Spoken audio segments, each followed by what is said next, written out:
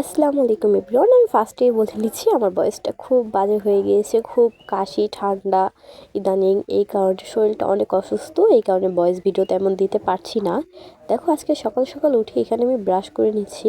আর আজকের আবহাওয়াটা খুব সুন্দর ছিল, অনেক রোদ ছিল। আবহাওয়া দেখতে দেখতে এখানে আমার ব্রাশ করা প্রায় শেষ।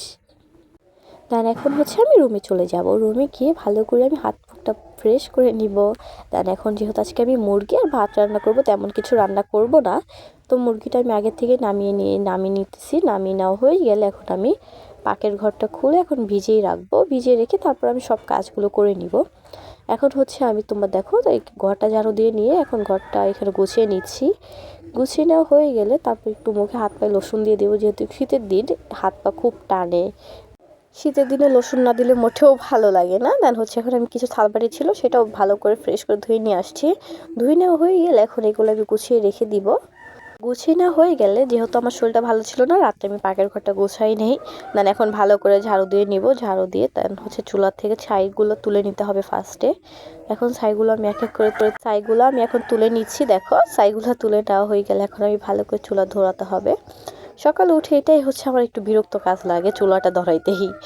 এটা দেখো দেন হচ্ছে আমি ছাইগুলোও তুলে নিচ্ছি।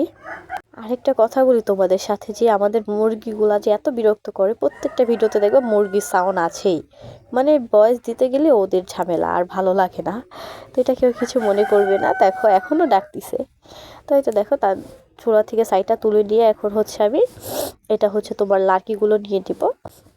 লার্কিগুলো নিয়ে দেন হচ্ছে তারপর চুলাটা ধরিয়ে নিব ভালো করে। চুলাটা ধরানো হয়ে গেলে এখন চুলাটা ভাতের পানিটা ফার্স্টে বসিয়ে দিব, কারণ ভাতের পানি বসিয়ে দিয়ে সব কাজগুলো সেরে নেই। ভাতের পানিগুলো আগে বসিয়ে দিয়েছি, দেখো দেখতে দেখতে ভাতের পানি বসিয়ে দিয়েছি। এখন আমি সব কিছু রেডি করে নেব, পেঁয়াজ আলু এগুলো সব কিছু নিয়ে নিয়েছি, কেটে নিতে হবে ভালো করে।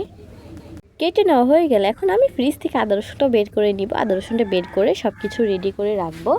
ভাতটা হয়ে গেলে আর কি রান্না বসিয়ে দিব। তো আজকে তো বললাম আমি বেশি কিছু রান্না করিনি, মুরগি আর ভাত এতটুকু। তো ভিডিওটা এই পর্যন্ত, ভালো লাগলে লাইক কমেন্ট শেয়ার করে পাশে থেকেও দেখা হচ্ছে নেক্সট ভিডিওতে। আল্লাহ হাফেজ।